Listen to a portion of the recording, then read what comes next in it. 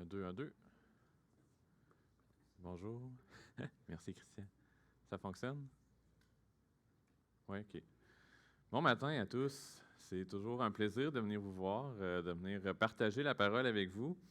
Puis, comme l'a dit Christian, bien, on va continuer un message qu'on avait débuté il y a presque 2 ans. Donc, je ne vous tiendrai pas rigueur si vous vous en souvenez pas. Même moi, j'ai de la misère à me souvenir ce que j'ai mangé la veille. Fait que je vous comprends, c'est bien correct. On va prendre pour acquis, on va faire un petit rafraîchissement de ce qu'on avait vu la dernière fois. Ne vous inquiétez pas. Le titre du message, c'est la providence. C'est quoi la providence? C'est simplement le fait que Dieu veille sur sa création. Dieu s'occupe de sa création dans un état général, mais plus particulièrement, il s'occupe de ses enfants. Puis c'est ça qu'on va regarder ce matin. Puis je vous inviterai à tourner dans vos Bibles, dans l'Épître aux Romains, chapitre 8 et le verset 28. Puis c'est un seul verset, hein. C'est un peu étrange de faire 2 messages sur un verset, mais il est tellement profond que c'est important de bien l'étudier. Dans Romains 8, verset 28. Je vais tourner moi aussi.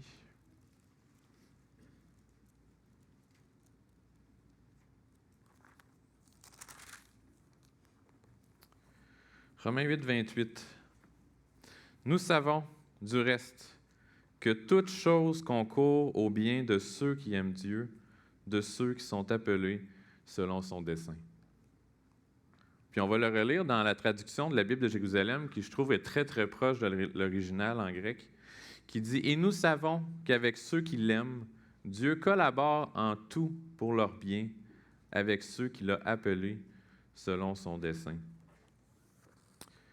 Puis, petit rafraîchissement de la mémoire. On avait vu la dernière fois, en fait, notre passage, on l'a divisé en 7 points, puis on avait vu les 4 premiers la dernière fois. Le premier point qu'on avait vu, c'était évidemment le contexte qui vient du mot « du reste », parce que il ne faut jamais prendre un verset comme ici dans Romains 8, 28, puis l'isoler, puis complètement ignorer le restant du chapitre. On ne peut pas faire ça. Puis qu'est-ce qu'on avait vu? C'était que le contexte de ce verset-là, du verset 28, était dans un contexte où Paul parle de souffrance. Puis c'est un petit peu étonnant avec la nature du verset qu'on vient de lire. Il parle aussi d'action du Saint-Esprit. Puis dans le même chapitre, juste un petit peu avant, par exemple au verset 18, où est-ce que Paul dit « J'estime que les souffrances du temps présent ne sauraient être comparées à la gloire à venir qui sera révélée pour nous. » Puis au verset 22 et 23, il dit « Or, nous savons que, jusqu'à ce jour, la création tout entière soupire et souffre les douleurs de l'enfantement. Et ce n'est pas elle seulement, mais nous aussi qui avons les prémices de l'Esprit.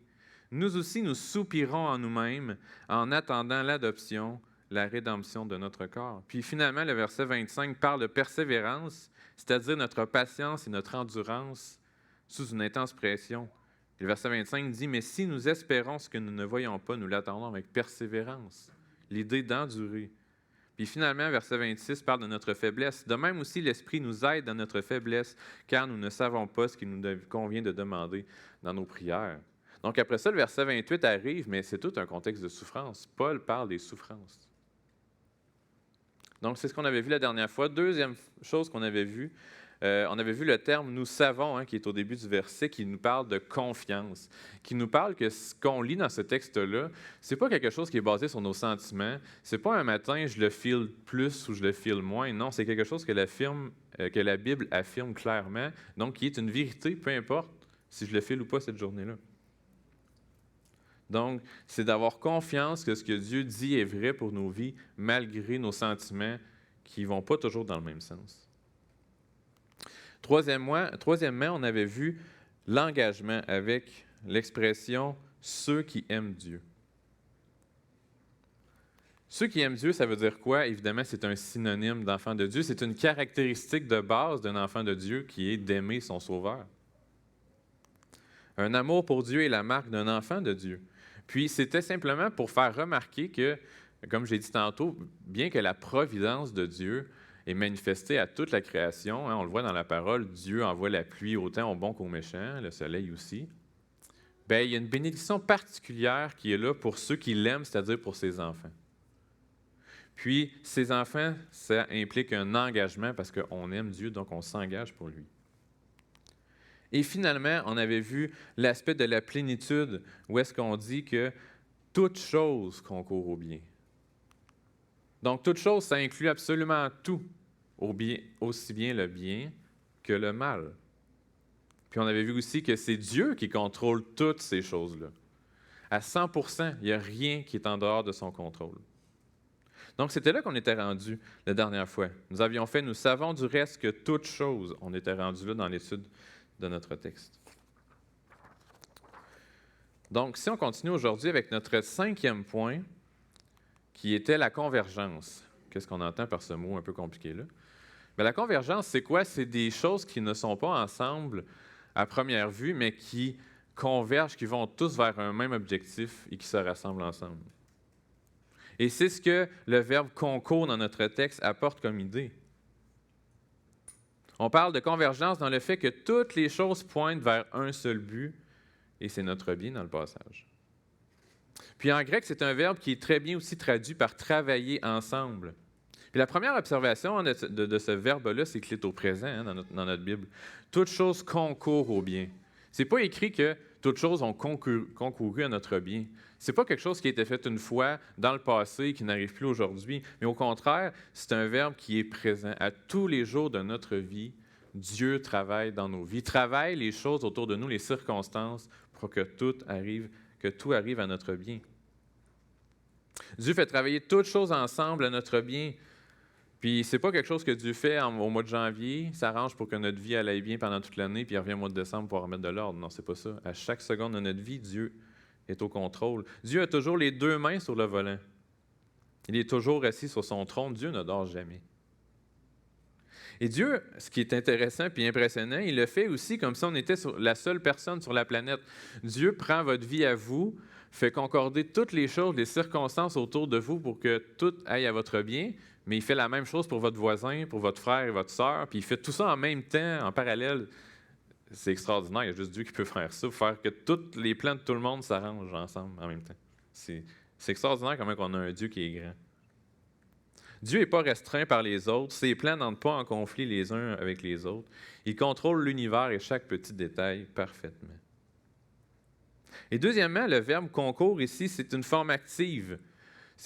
On ne reçoit pas les bontés de Dieu de manière passive. Dieu agit activement. Ce n'est pas un spectateur, Dieu. Dieu est un acteur. Il ne regarde pas les choses aller, il fait bouger les choses pour nous. Et troisièmement, c'est un verbe à l'indicatif, c'est-à-dire qu'il déclare un fait.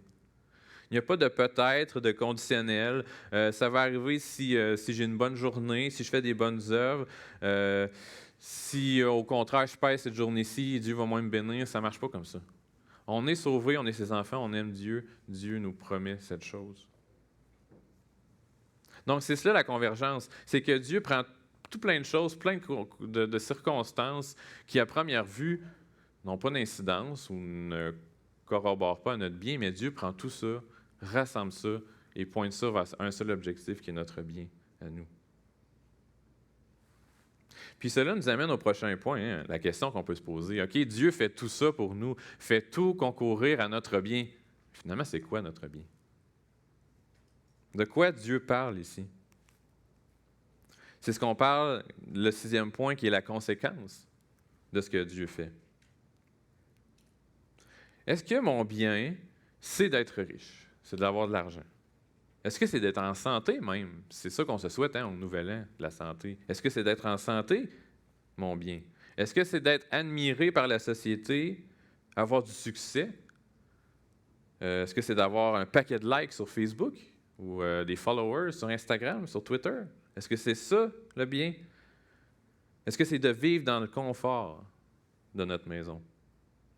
Mais pour certains chrétiens, ça peut arriver qu'on soit... Je veux dire, Dieu n'est pas contre l'argent. Il va y avoir des chrétiens qui sont riches. Mais il y a d'autres chrétiens dans d'autres parties du monde qui n'ont aucune de ces choses-là. Qui n'ont pas d'argent, qui vivent dans la pauvreté, qui n'ont pas la santé. Mais ces gens-là sont chrétiens et ils sont croyants quand même. Donc, ça ne peut pas être ça. Qu'est-ce que le bien? Bien, avantageux pour nous, le texte le dit. Le texte l'explique. Il se trouve au verset suivant, au verset 29, on va le lire. Car ceux qu'il a connus d'avance, il les a aussi prédestinés à être semblables à l'image de son Fils, afin que son Fils soit le premier-né de beaucoup de frères. Puis c'est là où est expliqué ce que la parole entend pour notre bien, ce qui devrait nous rendre heureux, nous satisfaire pleinement, ce que Dieu sait être le meilleur pour nous, hein, être semblable à l'image de son Fils. C'est ça notre bien. On ne peut pas avoir de plus grand bien que de ressembler de plus en plus à notre Sauveur, au Seigneur Jésus-Christ.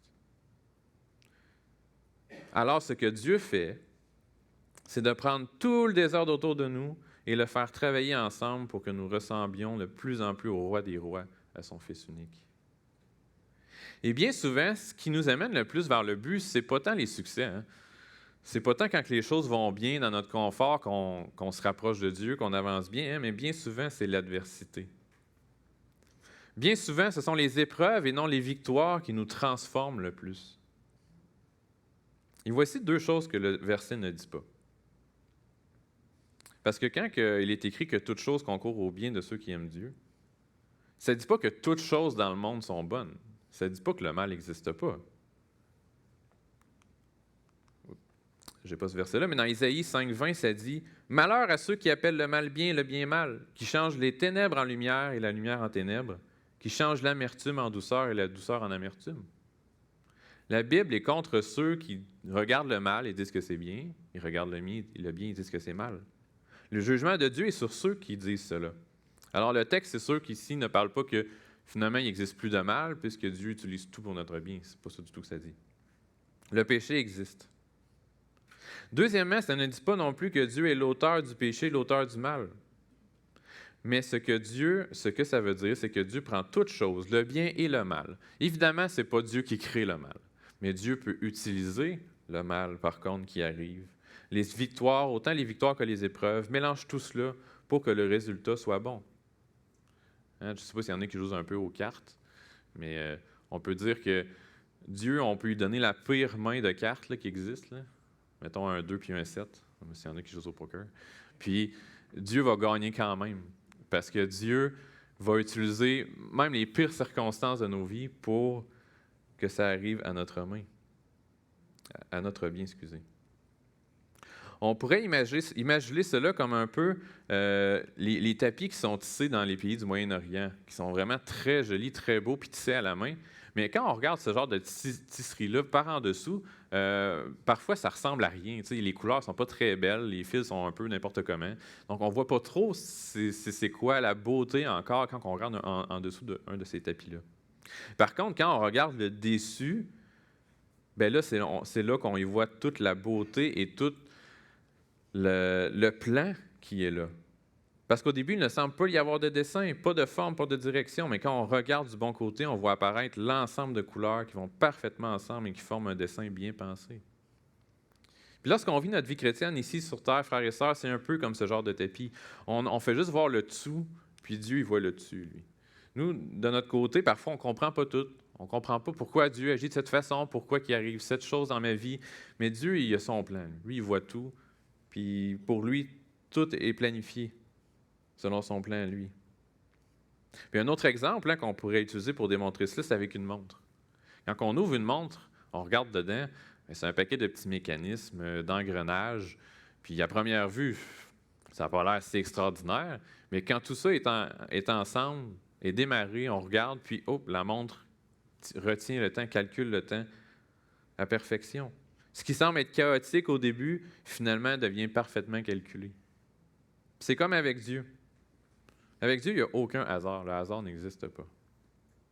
Et même les aspects où Dieu n'en est pas l'auteur, comme j'ai dit tantôt, Dieu n'est pas l'auteur du mal, mais il l'utilise. Puis il y a 3 phrases, je pense, qui aident vraiment à décortiquer comment Dieu agit dans sa création. Premièrement, Dieu cause certaines choses. Évidemment, Dieu intervient dans sa création, puis même dans la parole, on voit beaucoup de places où Dieu intervient directement dans sa création. Puis il le fait encore aujourd'hui, j'en suis certain. Donc Dieu cause certaines choses. Ce qu'il ne cause pas, Dieu le permet. Donc Dieu cause certaines choses, mais il en permet d'autres. Si on prend encore un exemple dans la parole, quand que le diable va voir Dieu à propos de Job, est-ce que c'est Dieu qui inflige les maux à Job? Non, c'est le diable.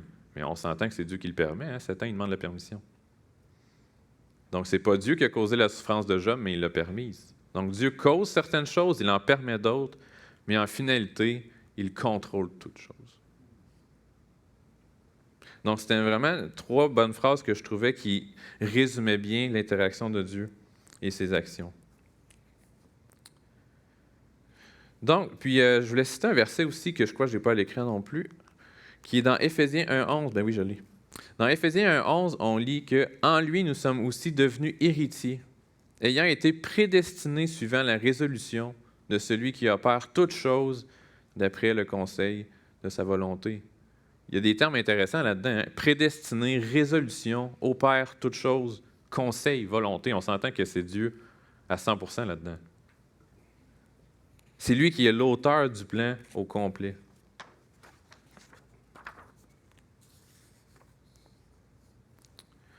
Puis un autre texte que je voulais sortir dans Jacques 1, versets 2 et 3, qui parle que, oui, Dieu contrôle toutes choses, mais il permet des épreuves dans notre vie, puis Jacques en parle. Puis Jacques dit ceci, « Mes frères, regardez comme un sujet de joie complète les diverses épreuves auxquelles vous pouvez être exposés, sachant que l'épreuve de votre foi produit la patience. » Parce qu'on regarde la première partie, là, où est-ce que Jacques dit « Regardez comme un sujet de joie les épreuves. » Oui, c'est pas facile, hein, Jacques, qu'est-ce que tu nous demandes là? Mais il finit par « Sachant que l'épreuve de votre foi produit la patience. » C'est quelque chose de positif qui en vient après, parce que ce qui nous arrive, c'est voulu de Dieu. Dieu est à l'œuvre pour bâtir notre personnage, notre personne à l'image de Christ. Et les épreuves sont nécessaires pour atteindre ce but, même si on n'aime pas ça. C'est normal de ne pas aimer ça, subir des épreuves. Mais Dieu s'en sert pour qu'on lui ressemble de plus en plus. C'est entièrement bon, c'est entièrement pour notre bien.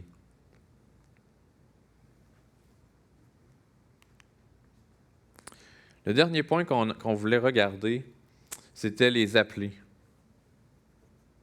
Donc, on a vu qu'aux convergences, conséquences, Dieu prend toutes choses pour les faire venir à notre bien qui est de ressembler à son Fils. Mais à qui ça s'adresse, ces paroles-là? À la fin du verset 28. Concourt au bien de ceux qui aiment Dieu, de ceux qui sont appelés selon son dessein. Donc, ce texte-là, Romains 8, 28, s'adresse à ceux qui sont appelés selon son dessein. Ça réfère évidemment aux croyants. Puis plus tôt, on l'a vu, Paul parle des croyants comme étant ceux qui aiment Dieu, qui est une caractéristique des croyants. Mais c'est une caractéristique qui est visible. On s'entend que ça se voit, quelqu'un qui aime Dieu. Il y a des actions qui viennent. Mais cette deuxième chose-là, l'appel, c'est quelque chose de divin. C'est quelque chose qui appartient à Dieu, que seul lui connaît les appelés. Et cet appel-là, l'appel souverain, éternel, est irrésistible et il sera toujours répondu. C'est un appel qui saisit la personne qui est appelée et la réponse ne peut être que oui. Quand Dieu appelle quelqu'un, elle vient. C'est un appel si puissant qu'il surpasse toute résistance humaine. Puis j'aimerais ça vous faire tourner dans Jean, au chapitre 10. On va lire une bonne partie du chapitre. Vous pouvez garder votre doigt dans Romains, on va y revenir. Dans Jean, chapitre 10, au verset 1. On va lire jusqu'au verset 16. C'est évidemment le passage bien connu de Jésus qui parle de lui en tant que le berger et de ses brebis. Mais on va voir dans ce passage-là la notion d'appel. L'appel du berger envers ses brebis. Donc dans Jean, chapitre 10, verset 1. En vérité, je vous le dis, celui qui n'entre pas par la porte dans la bergerie, mais qui y monte par ailleurs, est un voleur et un brigand. Mais celui qui entre par la porte est le berger des brebis. Le portier lui ouvre et les brebis entendent sa voix. Il appelle par leur nom les brebis qui lui appartiennent et il les conduit dehors. Lorsqu'il a fait sortir toutes ses propres brebis, il marche devant elles et les brebis le suivent parce qu'elles connaissent sa voix. Elles ne suivront point un étranger, mais elles fuiront loin de lui parce qu'elles ne connaissent pas la voix des étrangers. Jésus leur dit cette parabole, mais ils ne comprirent pas de quoi il leur parlait. Jésus leur dit encore, en vérité, je vous le dis, je suis la porte des brebis. Tous ceux qui sont venus avant moi sont des voleurs et des brigands, mais les brebis ne les ont point écoutés. Je suis la porte. Si quelqu'un entre par moi, il sera sauvé. Il entrera et il sortira et il trouvera des pâturages. Le voleur ne vient que pour dérober, égorger et détruire. Moi, je suis venu afin que les brebis aient la vie et qu'elle l'ait en l'abondance. Je suis le bon berger. Le bon berger donne sa vie pour ses brebis. Mais le mercenaire qui n'est pas le berger et à qui n'appartiennent pas les brebis voit venir le loup, abandonne les brebis et prend la fuite. Et le loup les ravit et les disperse. Le mercenaire s'enfuit parce qu'il est mercenaire et qu'il ne se met point en peine des brebis. Je suis le bon berger. Encore ici, je connais mes brebis et elles me connaissent, comme le Père me connaît et comme je connais le Père, et je donne ma vie pour mes brebis. J'ai encore d'autres brebis qui ne sont pas de cette bergerie. Celles-là, il faut que je les amène. Elles entendront ma voix et il y aura un seul troupeau, un seul berger. Donc, c'est évident quand on se met dans un mindset, un état d'esprit où est-ce qu'on regarde ce texte-là avec l'aspect de l'appel, ça sort partout, là. C'est Jésus-Christ qui appelle ses brebis avec sa voix et les brebis reconnaissent sa voix. L'appel de Dieu pour ses enfants. Donc, Dieu travaille à faire tout fonctionner pour le bien exclusivement et seulement de ceux qu'il a d'abord appelés, qui font partie de sa bergerie. Oui, Dieu aime tout le monde, aime toute l'humanité. Il est venu mourir pour la race humaine, mais il a un amour très particulier pour ses enfants, pour ses brebis. Nous sommes l'objet d'un amour très spécial. Tellement spécial qu'il fait tout pour leur bien. Le texte nous dit qu'il meurt pour eux.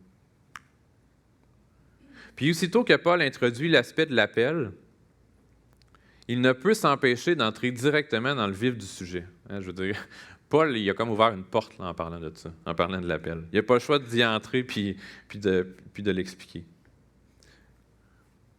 Comme on voit, si on retourne dans Romains 8, 28, en fait 2 versets plus loin. On va relire le 29, puis on va lire le 30 par la suite. Donc, car ceux qu'il a connus d'avance, il les a aussi prédestinés à être semblables à l'image de son Fils, afin que son Fils soit le premier-né de beaucoup de frères. Et verset 30. Et ceux qu'il a prédestinés, il les a aussi appelés. Et ceux qu'il les a appelés, il les a aussi justifiés. Et ceux qu'il a justifiés, il les a aussi glorifiés. On voit Paul ici, là, en quelques mots, expose le dessein de Dieu au complet pour nos vies. Quel est le dessein de Dieu, son plan? Bien, il nous a prédestinés, il nous a appelés pour nous sauver. Après ça, c'est pas terminé. Il nous a justifiés et il va nous glorifier enfin dans l'éternité.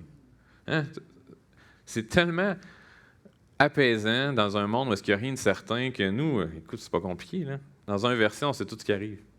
On connaît notre début, on connaît notre fin. Puis tout ça est dans les mains de Dieu. C'est tellement rassurant de savoir ça, qu'on est dans la main de Dieu, puis que c'est Dieu qui fait tout ici au verset 30. C'est lui qui nous a prédestinés, nous a appelés, nous a justifiés et qui va nous glorifier. On peut avoir l'assurance que ça va arriver. Puis encore là, comme je viens de te dire, c'est Dieu qui fait tout. Puis je voulais citer... j'ai pas le chapitre... Ah oui, dans Romains, c'est juste un petit peu plus loin. Dans Romains, chapitre 11, verset 9. Si vous voulez tourner quelques pages.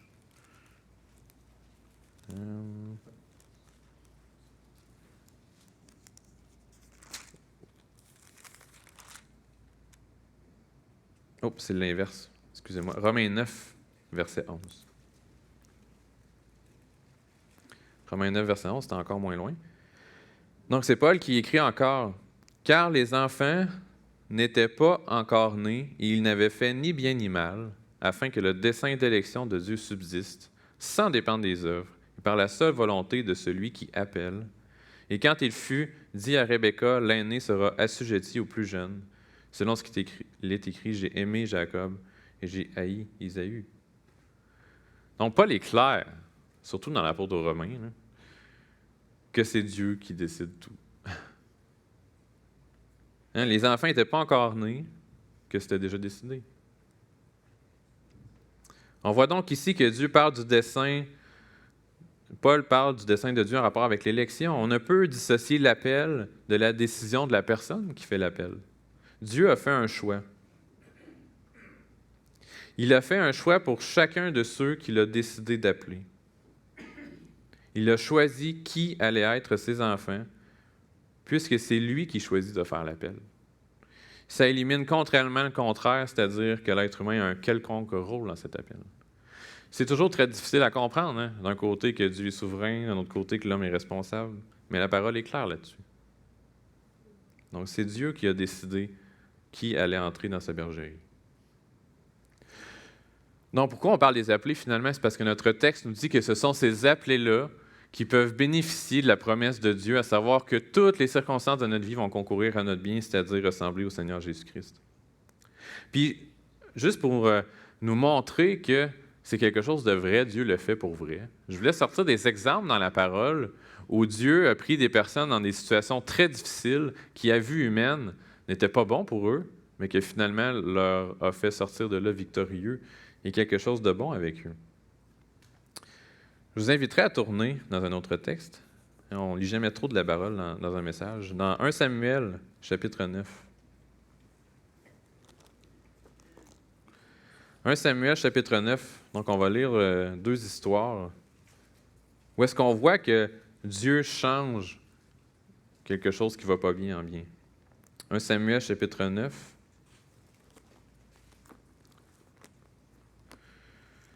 C'est l'histoire de Saül, au début, quand Dieu vient chercher Saül. Comment ici est pris? Dans 1 Samuel, chapitre 9, il y avait un homme de Benjamin nommé Kis, fils d'Abiel, fils de Tsérar, fils de Bécorat, fils d'Aphiac, fils d'un Benjamite. C'était un homme fort vaillant. Il avait un fils du nom de Saül, jeune et beau, plus beau qu'aucun des enfants d'Israël, les dépassant tous de la tête. Les ânesses de Kis, son père, s'égarèrent. Et Kis dit à Saül, « Prends avec toi l'un des serviteurs, lève-toi et cherche les ânesses. » Il passa par la montagne d'Éphraïm, traversa le pays de Shashila sans les trouver. Ils passèrent par le pays de Shalim, et elles n'y étaient pas. Ils parcoururent le pays de Benjamin, ils ne les trouvèrent pas. Ils étaient arrivés dans le pays de Tuph, lorsque Saül dit à son serviteur qui l'accompagnait, « Viens, retournons, de peur que mon père ou bien les ânesses ne soient en peine de nous. » Donc ici, ce qui se passe, le père de Saül l'envoie chercher ses ânesses. Puis pourquoi qu'il les cherche avec autant d'empressement? Hein? Il parcourt une bonne partie du pays. Bien, c'est parce que ces ânesses-là étaient importantes. Je veux dire, c'était leur gagne-pain, c'était leurs avoirs, les animaux. Donc, s'ils perdaient leurs animaux, ils perdaient leurs avoirs. Donc, c'était une situation qui était très fâcheuse pour la famille de Saül qui perdait ces ânesses-là. Il fallait les retrouver. Ça allait pas bien. C'était pas quelque chose qui était souhaitable pour eux qu'ils perdent ces ânesses-là. Puis qu'est-ce qui est dit plus tard dans le chapitre? On dit à Saül, « Ne t'inquiète pas des ânesses que tu as perdues il y a 3 jours. » Plus ça se peut que je saute dans le texte, là, pas obligé de suivre. « Ne t'inquiète pas des ânesses que tu as perdues il y a 3 jours, car elles sont retrouvées. Et pour qui est réservé tout ce qu'il y a de précieux en Israël, n'est-ce pas pour toi et pour toute la maison de ton père? » Saül répondit, « Ne suis-je pas benjamite de l'une des plus petites tribus d'Israël? Et ma famille n'est-elle pas la moindre de toutes les familles de la tribu de Benjamin? Pourquoi donc me parles-tu de la sorte? » Samuel prit Saül et son serviteur et les fit entrer dans la salle et leur donna une place à la tête des conviés, qui est environ 30 hommes. Donc, on parle de Saül, que ça allait pas bien, il a perdu ses ânesses, il faut qu'il aille les retrouver. Finalement, ce qu'il apprend en quoi? En cherchant ces ânesses-là qu'il a perdues, qu'il allait devenir le roi d'Israël. Hein? Tout un revirement de situation. Donc, Dieu a utilisé cet événement-là pour qu'il rencontre Samuel et que Samuel puisse le déclarer le futur roi d'Israël. Puis qu'est-ce qu'il lui dit, hein, finalement, Samuel à Saül? Il dit, et pour qui est réservé tout ce qu'il y a de précieux en Israël? Dans le fond, il est en train de dire, oublie les ânesses, là. Tu vas devenir le roi. Tu vas en avoir pas mal plus que 3 des ânesses. Donc, Dieu prend cette situation-là et la revire complètement dans la faveur de Saül. Une autre histoire, rapidement, qu'on ne prendra pas de lire au complet, mais vous la connaissez très bien, l'histoire de Joseph. Hein? Où est-ce que Joseph est vendu par ses frères, il est vendu comme un esclave en Égypte, il passe un temps en prison. C'était vraiment pas une belle expérience pour Joseph. Quelque chose qui est loin d'être souhaitable, qu'on ne pourrait pas dire, c'était pour son bien. Mais finalement, à la fin de l'histoire, dans Genèse 50, verset 19, qu'est-ce qu'il y dit? Qu'est-ce que Joseph dit à sa famille? « Soyez sans crainte, car suis-je à la place de Dieu? Vous aviez médité de me faire du mal, il parlait à ses frères. Dieu l'a changé en bien pour accomplir ce qui arrive aujourd'hui, pour sauver la vie à un peuple nombreux. Donc, les frères ont médité du mal à Joseph. Joseph s'est fait vendre, tout ça, pour finalement quoi? Sauver la vie à sûrement des centaines de milliers de personnes. Par le fait qu'il a gardé de la nourriture, il a pu l'en distribuer. Donc, tout un revirement de situation encore là aussi. Puis, je pense que l'exemple le plus ultime d'un Dieu qui prend un mal pour le virer en bien, c'est la mort de notre Sauveur. Dans Acte 2, 23, qu'est-ce que Pierre dit à la foule, au peuple? « Cet homme livré selon le dessein arrêté, selon la prescience de Dieu, vous l'avez crucifié, vous l'avez fait mourir par la... » Puis qu'est-ce qui est arrivé après la mort du Seigneur?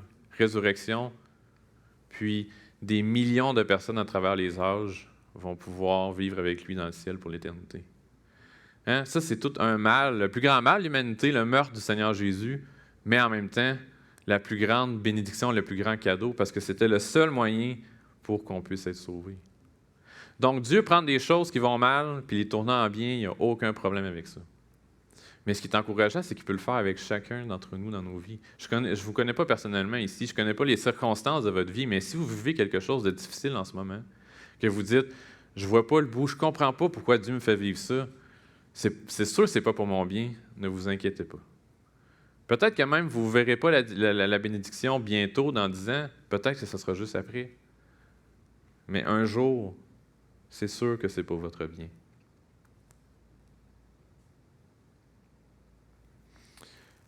En conclusion, je voulais simplement revenir sur quelque chose qu'il ne faut pas tirer de ce message-là. Parce que si on suit ce que le verset dit, que selon le point 4 du dernier message, la plénitude qu'on a vu tout à l'heure, tout veut dire tout. Donc, même le mal va finalement rencontrer pour que ça arrive à notre bien. Même Dieu utilise le mal, on vient de voir, pour notre bien. Par contre, il est évident que le péché en soi n'est pas pour notre bien. Il ne faut pas tordre là, le sens des Écritures. Il ne faut pas dire que Dieu prend le mal pour le transformer en bien de toute façon. Je suis aussi bien de faire à ma tête, de pécher, puis Dieu va s'arranger avec de toute façon. Il ne faut pas penser comme ça. Faut pas penser comme ça. Parce que Dieu discipline ses enfants qui pêchent. Il y a de graves conséquences à pécher. Même si en bout de ligne, oui, Dieu va prendre tout ça et le transformer en notre bien, peut-être nous faire grandir, ça ne justifie en rien le fait de pécher. Puis Paul lui-même, il s'attendait à cet argument-là.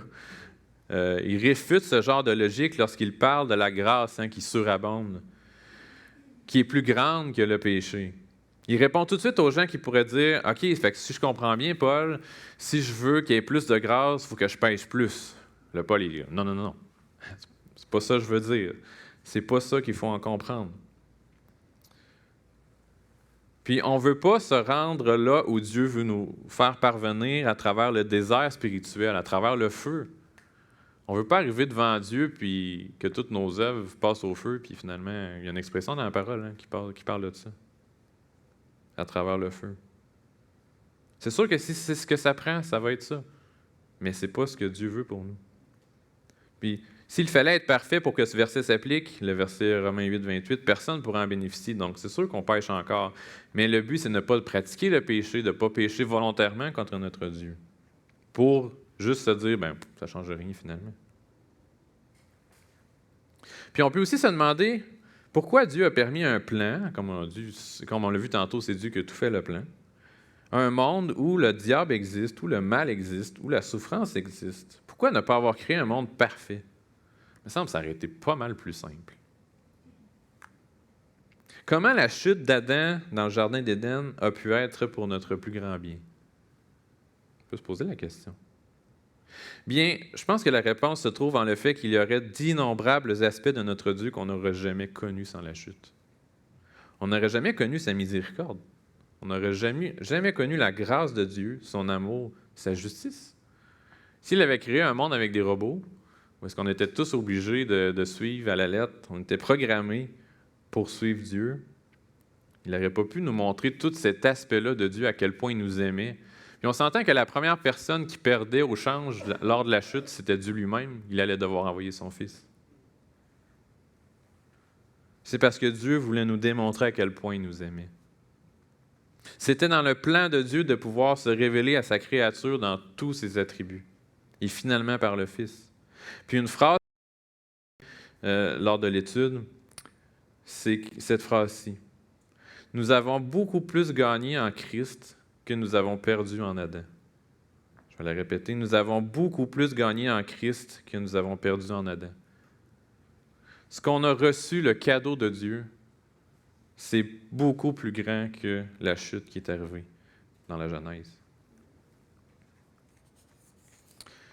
Donc, pour conclure, j'aimerais ça qu'on se pose quatre questions à la suite du texte qu'on vient de lire, pour s'examiner nous-mêmes.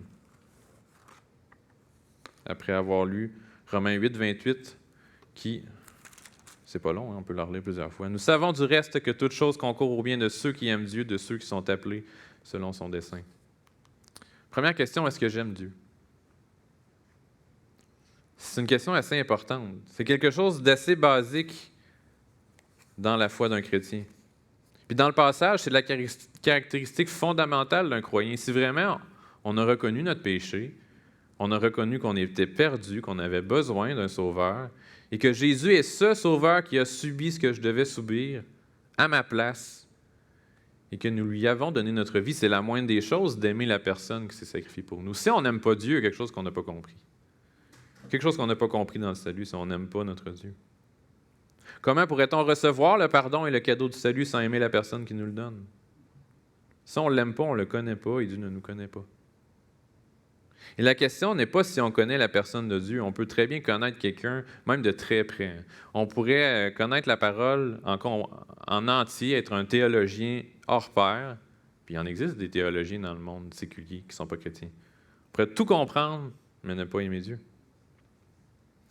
L'aimez-vous assez pour écouter ce qu'il a à vous dire par sa parole? L'aimez-vous assez pour lui parler dans la prière?